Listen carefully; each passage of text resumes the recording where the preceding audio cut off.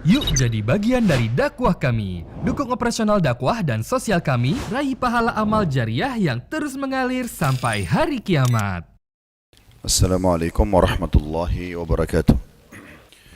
Innal hamdalillah, segala puji dan puja kehadirat Allah. Nahmaduhu wa nasta'inuhu wa nastaghfiruh. Hanya kepadanya kita memuji, meminta pertolongan serta bertobat dari dosa-dosa kita. Wa na'udzu billahi min syururi anfusina. Dan hanya kepada Allah pula kita meminta agar dijauhkan dari keburukan-keburukan diri kita. Wa min sayyiati a'malina, dan dari segala dosa yang pernah kita lakukan. May yahdihillahu fala mudhillalah. Barang siapa yang telah Allah berikan petunjuk maka tidak akan pernah sesat selamanya. Wa may yudlilhu fala hadiyalah. Dan barang siapa yang telah Allah sesatkan maka tidak akan mendapatkan petunjuk selamanya. Asyhadu an la ilaha illallah wahdahu la syarikalah wa asyhadu anna Muhammadan abduhu wa rasuluh. Saya bersaksi tiada Tuhan yang berhak disembah kecuali Allah, dan Muhammad benar-benar hamba juga utusannya. Allah mengingatkan dalam kitabnya yang kekal ditilawakan oleh orang-orang beriman, ya ayyuhalladzina amanu taqullaha haqqa tuqatih wa la tamutunna illa wa antum muslimun. Hai sekalian orang-orang yang beriman, bertakwalah, hanya patuh dan tunduklah kepada satu-satunya pencipta segala sesuatunya, yaitu Allah subhanahu wa ta'ala. Baik yang dijangkau oleh mata kita di langit sana, di bumi, di kedalaman lautan atau tidak dijangkau. Dan itu dilakukan dengan sepatuh-patuhnya, dan jangan kalian mendengar dunia kecuali dalam keadaan Islam. Di ayat yang kedua Allah juga mengingatkan, ya ayuhan nasu taqu rabbakum alladhi khalaqakum min nafsin wahidah wa khalaqa minha zawjaha wa batha minhuma rijalan katsiran wa nisaa wattaqullaha alladhi tasaaluna bihi wal arham innallaha kana 'alaikum raqiba.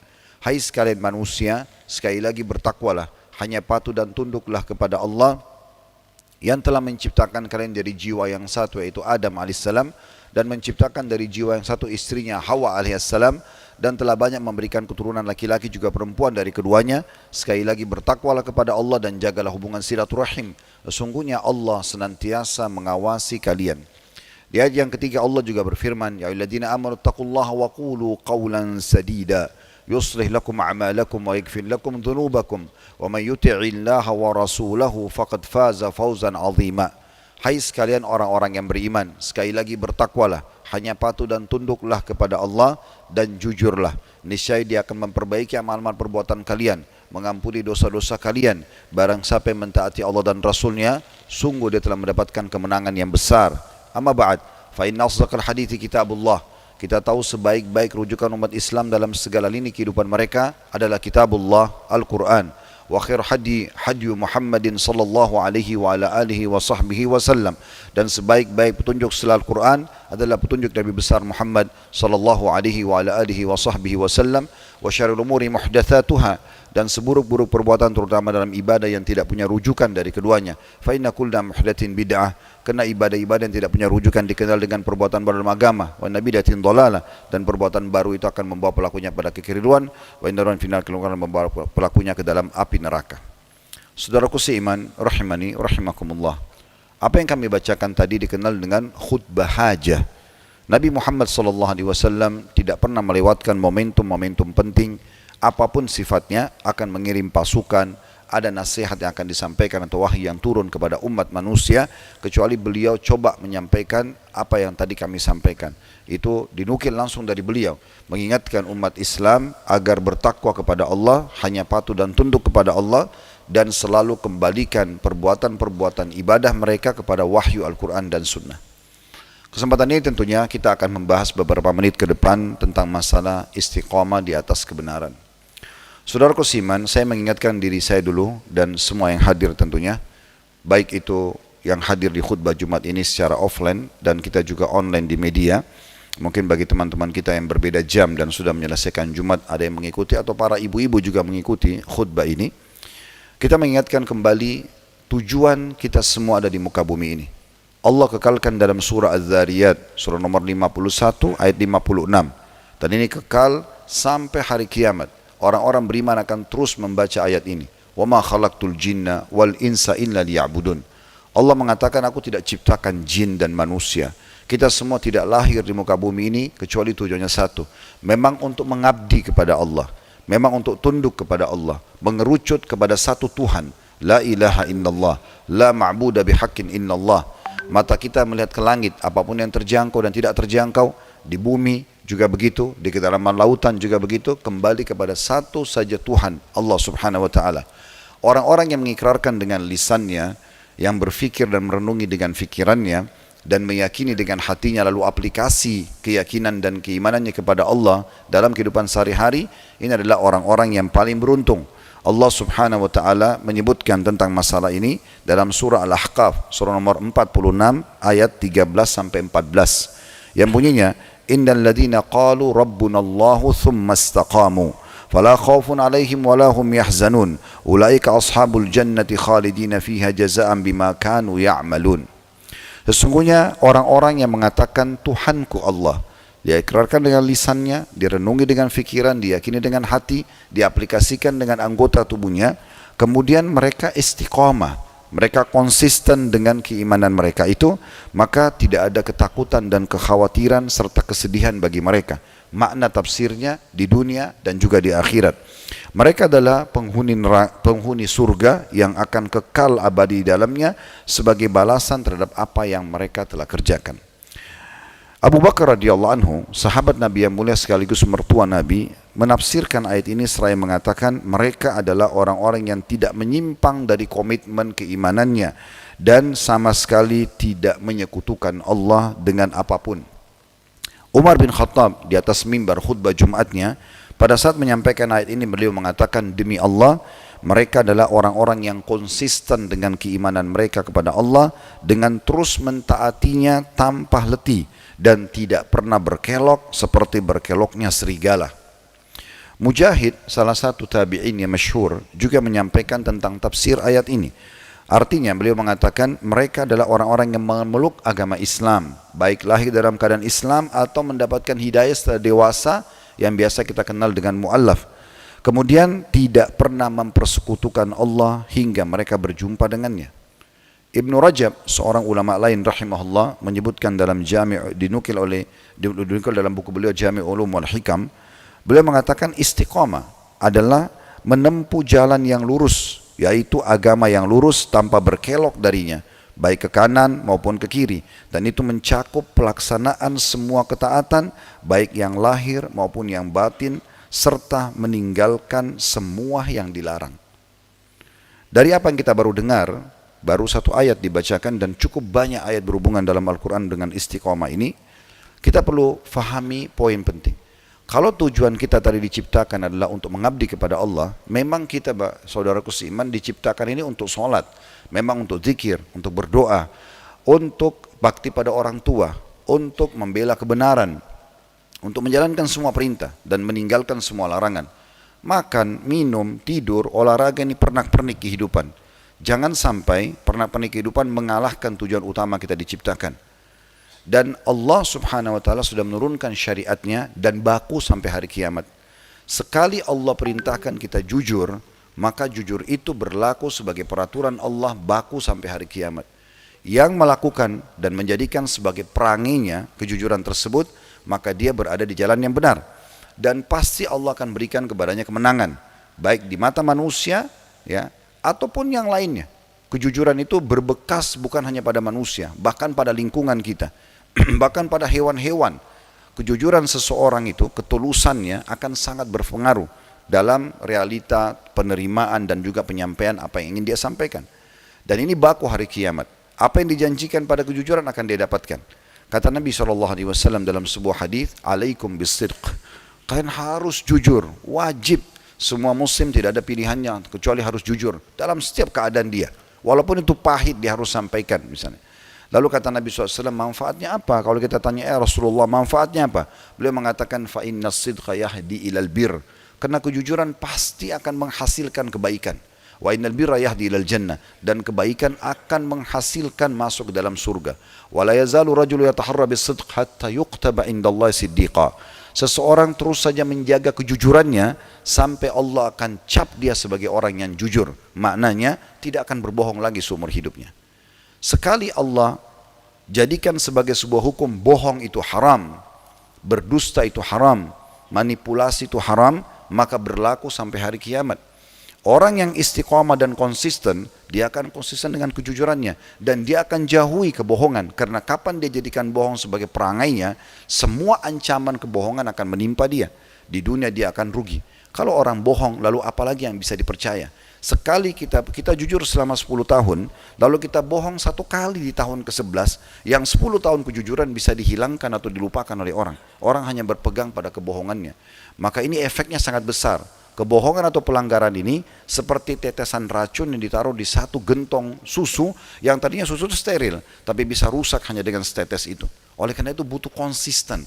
Kita butuh punya prinsip, sekali yang benar-benar, sekali yang salah-salah.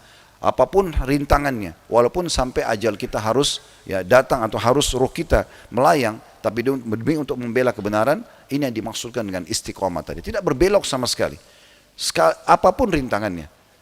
Dan Nabi SAW menganjurkan dalam hadis tadi, wa iyyakum wal kadhib. Hati-hati kalian dan hindari semaksimal mungkin kebohongan. Kenapa ya Rasulullah? Kata Nabi SAW, fa innal kadhiba yahdi lil fujur. Karena kebohongan pasti membawa kepada kerusakan. Wa innal fujura yahdi ilan nar, dan keburukan itu, kerusakan akan pasti membawa ke dalam neraka. Wala yazalu rajul yataharra bil kadhibi hatta yuktaba indallahi kadzdzaba. Seseorang terus saja menjadikan kebohongan sebagai perangainya sampai Allah jadikan dan cap dia sebagai pendusta. Enggak bisa lagi jujur nanti. Ada seorang ibu dikunjungi rumahnya oleh Nabi Muhammad SAW di masa beliau hidup. Kebetulan anak ibu ini mau keluar dari rumah, dan ibu ini ingin agar anaknya tidak keluar. Maka ibu tersebut menggenggam tangannya seakan-akan menunjukkan kepada anaknya ada sesuatu yang akan dia berikan supaya anak itu tidak keluar. Nabi SAW tidak tahu apakah di tangan ibu itu ada sesuatu atau tidak. Tapi Nabi mengatakan apa? SAW, wahai ibu, kalau seandainya di tangan kamu tidak ada sesuatu yang akan kau berikan pada anak ini pada saat dia tidak keluar, maka kau akan dicatat sebagai pendusta. Tidak ada dusta dalam hidup seorang muslim. Yang nampak di depan mata, orang lihat, maka itulah yang dalam hatinya. Sekali dia senyum, dia suka, maka berarti orang tahu hatinya pun suka. Sekali dia tidak suka, berarti tidak suka. Wajah dia berubah, itu menunjukkan juga ketidaksukaan dalam hatinya. Begitu memang diajarkan oleh Nabi SAW.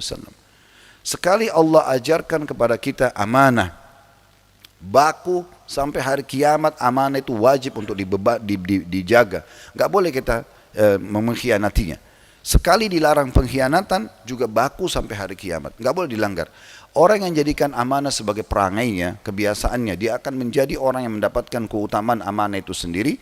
Dan orang-orang yang mengkhianati akan mendapatkan ancamannya di dunia dan juga di akhirat. Maka orang yang amanah selalu akan punya nama baik di tengah-tengah masyarakat. Kalau anda mau tahu diri anda ini baik atau tidak, coba bayangkan saudaraku seiman, kalau anda meninggal sekarang, kira-kira tanggapan orang terdekat kita apa? Apakah mereka akan mengatakan, oh orang itu jujur, atau dia akan mengatakan orang itu pendusta?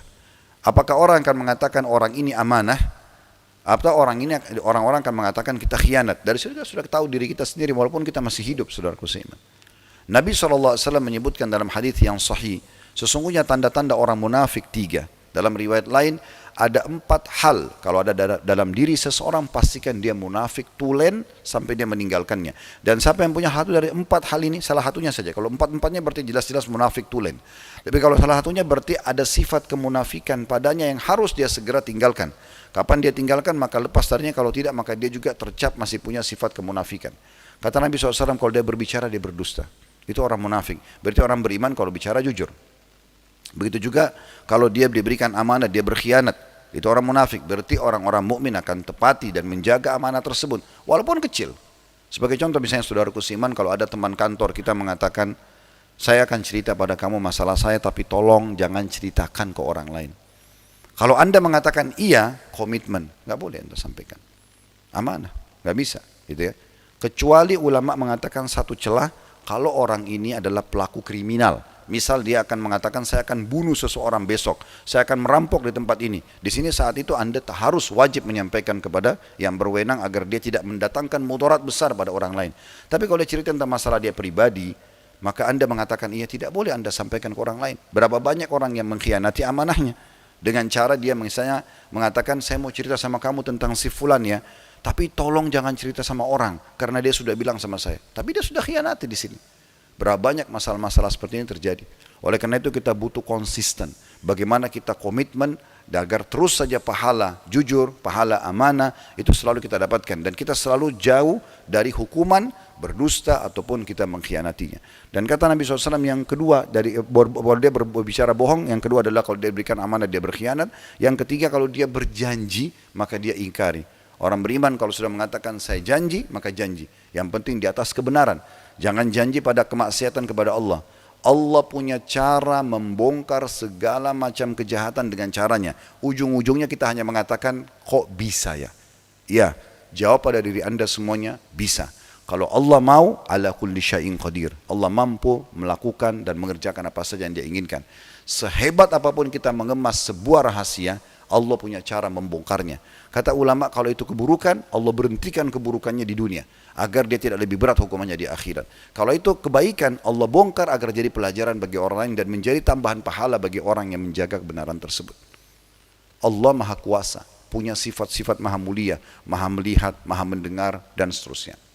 Lalu kata Nabi SAW yang keempat adalah kalau dia bertengkar, bermasalah, maka dia curang. Ini adalah sifat orang-orang munafik. Berarti orang mukmin dia akan menjaga semua itu agar tidak melanggar haknya orang. Sudah selesai. Kita tidak berhak, kita yang mengatakan tidak berhak. Kalau kita punya hak, tidak ada masalah. Kita boleh mempertahankan selama di atas kebenaran. Allah Subhanahu wa taala mengingatkan Nabi Muhammad sallallahu alaihi wasallam secara langsung, yang berarti juga menjadi pelajaran buat kita sebagai umatnya di dalam banyak ayat, di antaranya surah Hud, surah nomor 11 ayat 112. Fastaqim kama umirta wa man taba ma'ak. Hai Muhammad, konsistenlah terhadap semua yang sudah menjadi prinsip dasar syariat.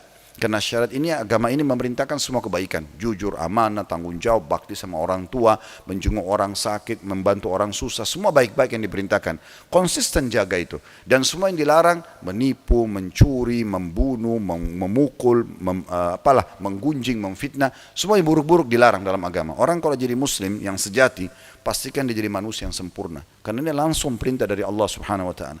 Allah mengatakan, hai Muhammad, istiqamah kamu, konsisten dengan itu, hidupmu akan bahagia. Dan Allah mengatakan sebagaimana diperintahkan, dan juga ajak orang-orang yang sudah bertaubat bersamamu. Artinya orang yang mau mempelajari lalu menerapkan dalam hidup mereka. Dalam ayat yang lain surah Syura, Asy-Syura, surah nomor 42 ayat 15, Allah berfirman, "Falidzalika fad'u wastaqim kama umirta wa la tattabi ahwa'ahum." Oleh karena itu, hai Muhammad, dakwakan, sebarluaskan kebenaran syariat Allah ini, dan istiqamalah sebagaimana kau diperintahkan, konsistenlah, dan jangan pernah mengikuti hawa nafsu mereka. Di dalam ayat yang lain surah Fussilat, surah nomor 41 ayat 6, Allah juga mengatakan fastaqimu ilaihi wastaghfiru. Istiqamalah kalian, komitmenlah dengan perintah-perintah dan larangan Allah. Perintah kerjakan, sampaikan, larangan jauhi, dan beristighfarlah kepada Allah Subhanahu wa taala. Coba kita dengar juga hadis Nabi SAW. Pernah ada seorang sahabat dalam hadis riwayat Muslim berkata begini, "Qul li fil islami qawlan la as'alu anhu ahadan ghairak." Wahai Rasulullah, tolong sampaikan kepadaku sebuah nasihat yang aku tidak perlu tanya lagi orang lain sesudah Anda. Yang paling gampang aku fahami, ringkas tentang agama Islam ini apa, dan aku mudah fahami dan mudah hanya mensosialisasikannya. Maka Nabi SAW ajarkan kalimat yang pendek. Qul amantu billah thumma istaqim. Ikrarkan dengan lisanmu, renungi dengan fikiran dan yakini dengan hati. Aplikasikan dengan anggota tubuh, Tuhanku Allah, lalu istiqamalah, konsisten. Yang dihalalkan nikmati, yang diperintah yang kerjakan, yang dilarang jauhi. Selesai. Maka itu adalah ringkas agama Islam. Betapa pentingnya kita sebagai seorang muslim harus selalu konsisten dalam kebenaran-kebenaran ini. Allah Subhanahu wa ta'ala mengingatkan kita dalam banyak ayatnya, dan juga Nabi Muhammad SAW dan banyak hadisnya. Sampai Nabi SAW mengatakan, "Idza kanazan nasu adz-dzahaba wal fidda", di saat manusia lagi sibuk mengejar emas dan perak tanpa memikirkan lagi mana halal mana haramnya, faqnidu haulail kalimat. Saya sarankan kalian justru nabunglah, ya, simpanlah baik-baik doa ini. Kata Nabi SAW, Allahumma inni as'aluka tsabata fil amr. Ya Allah, aku minta agar aku kokoh istiqamah di atas perkara kebenaran. Begitu juga Nabi SAW mengingatkan di dalam hadis yang lain tentang orang-orang yang mengubah agama. Sebenarnya hadis ini bukan masalah mengubah, tapi ada fase di mana kita kadang-kadang lemah imannya dan bisa bertambah. Tapi Nabi SAW sudah berikan kepada kita cara dan tips jalan keluarnya. Beliau mengatakan di dalam hadis riwayat Ahmad, inna likulli abidin syirrah. Sesungguhnya ada masa-masa di mana kita semangat mempertahankan kebenaran itu. Walikulli syirratin fatrah, dan ada masa jenuhnya. Karena terulang terus. Makanan aja kita jenuh. Tidur, istirahat juga kita jenuh. Kadang-kadang pemandangan pun kita jenuh. Itu ada dalam manusia. Tapi kata Nabi SAW, fa imma ila sunnati wa imma ila bid'ah. Bisa saja orang kalau pada saat dia lagi drop, dia bisa tetap konsisten di atas kebenaran mengikuti sunnah, atau dia melakukan malah lawan daripada sunnah atau ajaran Nabi SAW. Faman kanat fatratu ila sunnatin faqad ihtada. Siapa yang terus komitmen menjaga di atas sunnah Nabi SAW, dia jadikan Nabi sebagai patokannya dan suri tauladannya, maka dia telah mendapatkan hidayah. Waman kanat fatratu ila ghairi dzalika faqad halak. Siapa yang justru pada saat kendor semangatnya untuk konsisten di atas kebenaran, maka dia pilih selain sunnah Nabi SAW, maka dia telah binasa. Izinkan kami menyusunkan beberapa poin sebagai penutup dalam khutbah kita ini, yaitu sebab-sebab seseorang jauh dari istiqamah. Yang pertama, adanya godaan syaitan. Kita tahu ini adalah musuh bebuyutan kita, tidak nampak dengan mata, tapi selalu setiap saat tidak pernah jenuh membisikkan agar kita keluar dari keistiqomahan kita di atas kebenaran. Di mana iblis telah mengikrarkan di hadapan Allah Subhanahu wa taala kalau dia akan terus menggoda manusia. Qala fabima agwaitani, ya Allah, sebagaimana engkau putuskan aku jadi sesat, la aqudanna, aku pasti akan menghalangi lahum, bagi mereka semua manusia itu, siratakal mustaqim, jalanmu yang lurus, thumma la'atiyannahum, maka saya akan menggoda mereka, min baini aidihim, di antara kedua tangan mereka, wa min khalfihim, dari belakang mereka, wa an aimanihim, dan dari sisi kanan mereka, wa an syama'ilihim, dan dari sisi kiri mereka, wa la tajidu aktsaruhum syakirin, dan engkau akan temukan mereka tidak akan bersyukur kepadamu ya Allah. Jadi kalau syaitan bisikin dari sebelah kanan kuping kita, ya, buatlah ini, buatlah itu, langgarlah ini, langgarlah itu misalnya, kita tolak nih. Maka dari sisi kiri dia datang lagi, dari belakang datang, dari depan datang, dia tidak akan pernah jenuh. Sekali kita baca a'udzubillahi minasyaitonirrajim, dia pergi mungkin temannya datang. Terus saja dia berusaha untuk menggoda kita, menyesatkan. Jadi kita harus sadari, kapan bisikan dalam hati kita dan pikiran kita menuju kepada pelanggaran agama Allah, berarti dari syaitan. Kapan menuju kepada kebaikan, berarti dari malaikat. Karena kita punya pendamping dari malaikat dan kita punya pendamping dari syaitan. Sebagaimana Nabi SAW mengatakan, kalau seseorang terbangun tengah malam, Anda bisa rasakan setiap malam ini, kalau orang terbangun tengah malam, maka pendampingnya dari malaikat akan mengatakan, sholatlah. Mungkin Anda pernah merasa bangun malam, ada keinginan untuk sholat tak malam, itu bisikan dari malaikat. Tidak nampak, tapi kita bisa rasakan. Dan nanti pendamping dari syaitan akan mengatakan, tidurlah, malam masih panjang. Tinggal yang mana kita ikutin. Maka seperti itu, semua bisikan yang baik-baik, kalau kita mau lakukan pelanggaran, kalau kita mau melakukan ketaatan misalnya, maka dari malaikat. Kalau kita melakukan pelanggaran lalu diingatkan, jangan, berat, nanti ada hukuman, nanti ada begini, itu dari malaikat. Tapi ada yang bisikan mengatakan, tidak apa-apa, langgar saja, itu dari syaitan. Maka kita harusnya mendukung bisikan malaikat dan kita menjauhi bisikan syaitan. Dan kita perlu tahu, hindari perkataan, kami sering dengar di masyarakat kita begitu ya, syaitannya kuat banget nih. Sebenarnya tidak ada kata-kata syaitan kuat. Allah memastikan syaitan sangat lemah. Di dalam surah Al-Quran, surah An-Nisa ayat 76, inna kaida syaitani kana dhaifa. Ketahuilah syaitan itu sangat lemah. Dia cuma bisikkan, dia tidak nampak di depan mata kita. Kalau syaitan kuat, Anda semua tidak akan mungkin hadir Jumat ini. Anda tidak akan komitmen untuk menjalankan pernikahan Anda misalnya yang halal dan meninggalkan perzinahan. Anda tidak ingin dan itu, karena syaitan tidak bisa buat apa-apa. Kalau syaitan misalnya kalau kita mau sholat, dia menjelma jadi manusia atau dia nampak depan mata lalu mencekik kita, mungkin kerepotan. Tapi ini tidak. Syaitan sangat lemah dan jangan dibesar-besarkan. Masalah yang jadi kalau datang bisikan syaitan, tinggal baca satu saja, a'udzubillahi minasyaitonirrajim, aku berlindung kepada Allah dari syaitan rajim. Di terjemahan Quran kita tertulis terkutuk. Sebenarnya kalau letter-letnya itu bukan terkutuk. Rajim itu rajam, dilempar dengan panah-panah api. Ya. Makanya Allah mengatakan tentang bintang, waja'alna rujuman lisyayatin. Kami jadikan bintang-bintang sebagai rajam, alat pembakar syaitan. Jadi kalau Anda baca a'udzubillahi sebenarnya Allah datangkan malaikat membakar syaitan yang sedang menggoda Anda. Yang kedua, yang harus kita hati-hati adalah bisikan buruk dalam jiwa. Namanya jiwa yang ammaratun bisu, di mana Allah katakan dalam surah Yusuf surah nomor 12 ayat 53, innan nafsa la ammaratun bisu. Dalam diri kita teman-teman sekalian, ini ada potensi untuk berbuat keburukan, ada potensi untuk buat kebaikan sebagai ujian. Ya.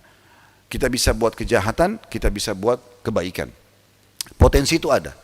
Supaya lebih jelas masalah ini, kita mungkin sepakat yang banyak menyesatkan manusia adalah iblis. Ya. Karena memang dia pimpinan syaitan gitu ya. Tapi pertanyaan sederhana, siapa yang menggoda iblis pada saat dia tidak mau sujud kepada Nabi Adam? Sementara kita tahunya iblis adalah pimpinan syaitan yang menggoda manusia. Kata ulama, yang menggoda iblis adalah ammaratun bisu. Dalam jiwanya ada potensi keburukan yang dia ikutin potensi itu. Anda kalau mau berbuat zina misalnya, wa na'udzubillah, ada cenderung kita untuk melakukannya, ada juga kecenderungan untuk tidak mau melakukannya. Ini selalu bentrok dalam jiwa kita. Nah, kalau Anda ikutin keinginan tetap yang buruk, udah lihat saya kerjanya terserah apa konsekuensinya, nggak ada masalah. Anda kalau mau manipulasi data, maka ada bisikan untuk jangan, potensi positif dalam diri kita, nanti malaikat juga akan membantu mengingatkan itu. Kemudian ada juga potensi buruk kita, syaitan juga akan tunggangin itu, tinggal Anda ikutin yang mana ya. Nah kalau Anda ikutin bisikan-bisikan buruk, maka pastikan Anda akan terjerumus dalam jeratan syaitan dan Anda sulit sekali untuk meninggalkannya. Yang ketiga, berdebat sementara salah.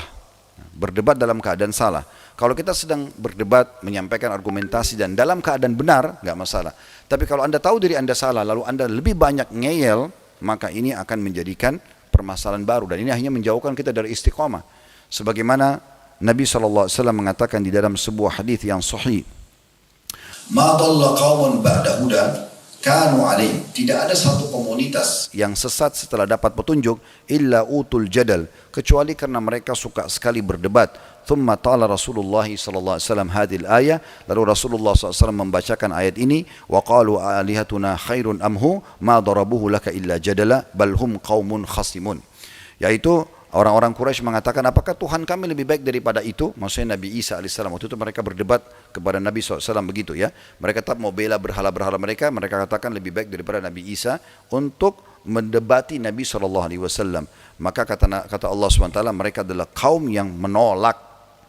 Begitu juga kata Nabi SAW, inna abghadar rijali ilallahi ta'ala al-aladdul khasim.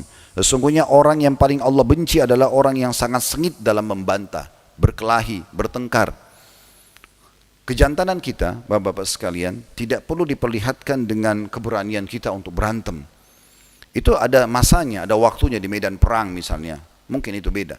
Tapi kalau dalam keseharian, dengan istri, dengan anak, dengan teman, atau apa saja gitu ya, yang seperti ini, maka tidak perlu kita melihatkan keberanian kita sementara kita salah.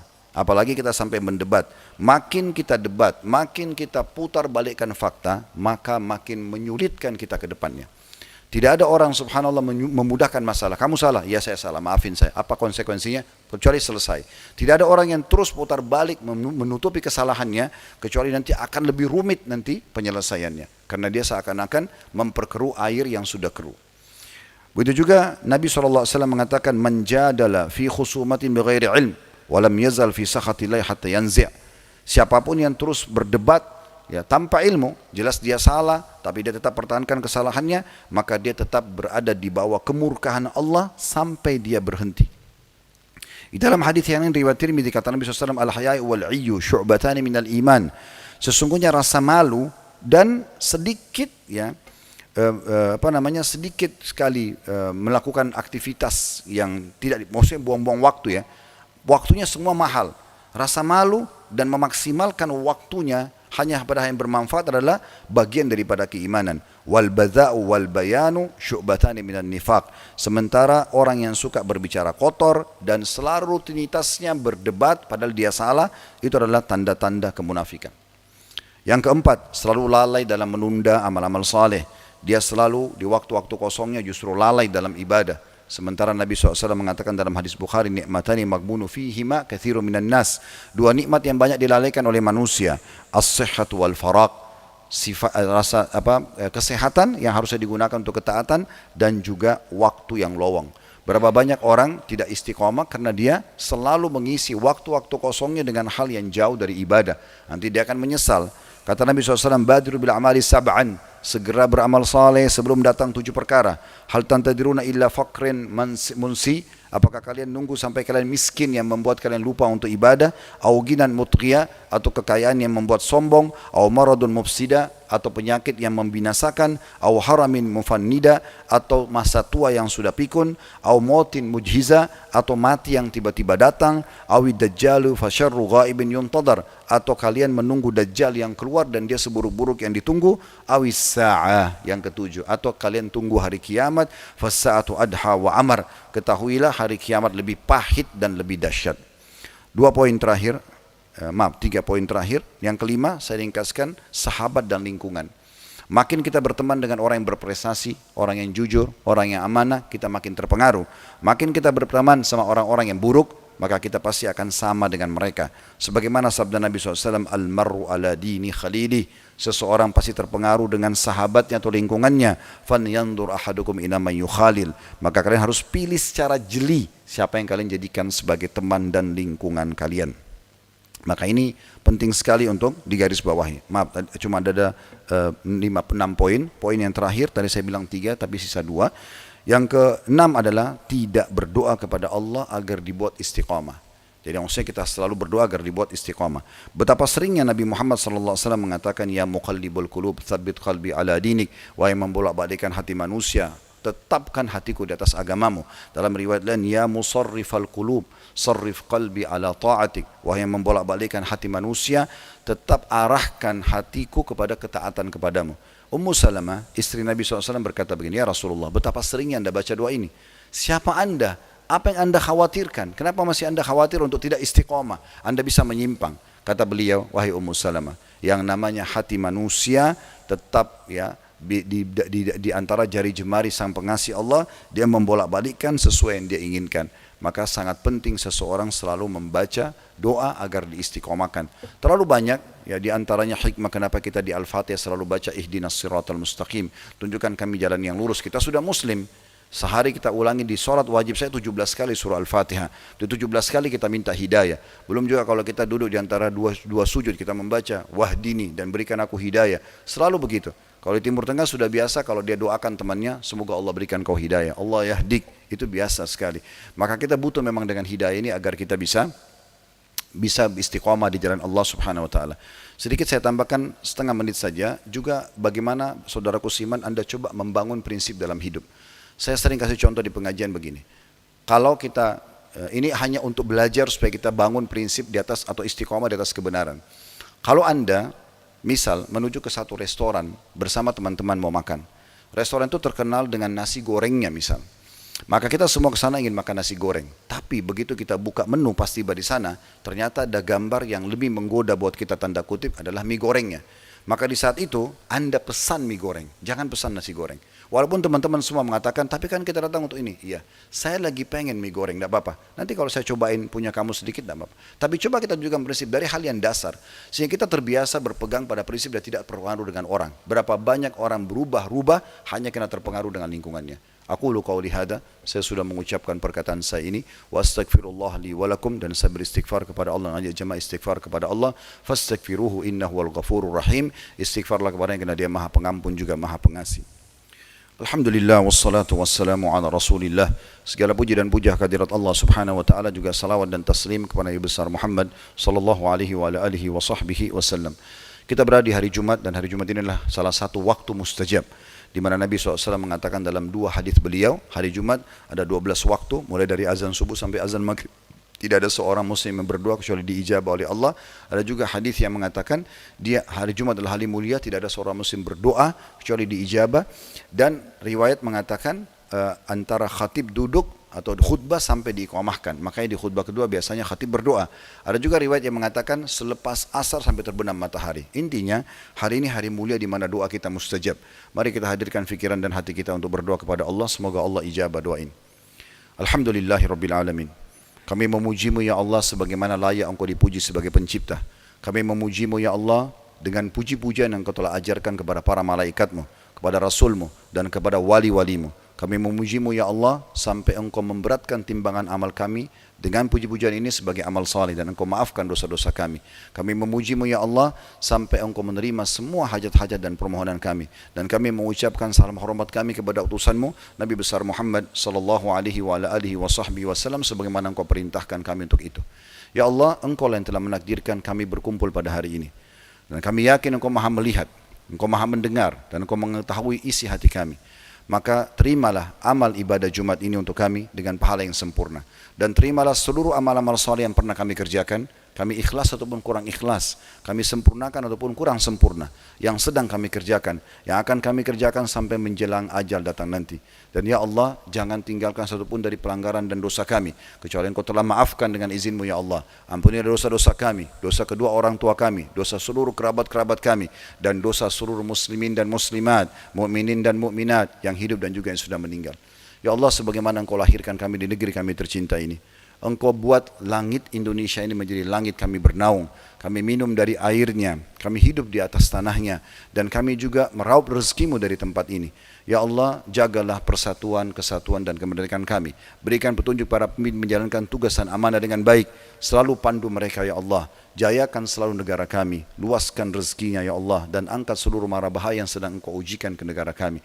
Dan jadikan kami masyarakat yang selalu gotong royong dengan pemerintah kami untuk menjaga nikmat besarmu, kemerdekaan, persatuan dan kesatuan kami. Dan siapa menginginkan keburukan bagi negeri kami, bagi agama kami, bagi keluarga kami dan bagi diri kami, kembalikan tipu daya mereka kepada diri mereka sendiri. Dan jadikan negara kami sebagai contoh bagi negara-negara yang lain. Ya Allah, saudara-saudara kami di Palestina, di Sudan dan dimanapun berada sedang tertindas, ikhlaskan niat mereka, terima para syuhada mereka, mulakan Islam di tangan mereka dan tangan kami semua, dan ikut sertakan kami bersama mereka di pahala, baik dengan doa, dengan harta juga dengan jiwa kami. Dan ya Allah, sebagaimana engkau satukan kami dalam majlis Jumat ini, satukan juga kelak kami di surga Firdausmu tanpa hisab. Rabbana atina fid dunya hasanah wa fil akhirati hasanah wa qina adzabannar. Ya Allah, berikan kami semua yang terbaik di dunia, berikan kami semua yang terbaik di akhirat, selamatkan kami dari api neraka. Wa adkhilnal jannata ma'al abrar, masukkan kami ke dalam surga bersama orang-orang yang patuh. Ya Aziz Ghaffar ya Rabbul Alamin, Tuhan yang maha semesta, wahai Tuhan alam semesta, wahai Zat yang maha pengampun dan maha pengasih. Wa sallallahu nabiyina Muhammadin wa alihi wasallam, alhamdulillahi rabbil alamin. Inna Allaha ya'mur bil adli wal ihsani wa ita'i dzil qurba. Allah selalu menyuruh kita berbuat kebaikan, keadilan dan juga membantu sanak kerabat kita. Wa yanha 'anil fahsya'i wal munkari wal baghi. Allah larang perbuatan keji, perbuatan mungkar dan pembangkangan. Ya'idukum la'allakum tadhakkarun. Itu peringatan dari Allah, jadikan sebagai prinsip hidup kalian. Fadhkurullahal 'azim yadhkurkum. Ingat selalu Allah, Allah akan ingat kepada kalian. Wasykurani ni'ma yazidkum. Syukur nikmat dia pasti akan tambah. Wa la dzikrullahi akbar. Mengingat Allah adalah amal yang paling besar. Wa aqimis shalah, dan dirikanlah salat.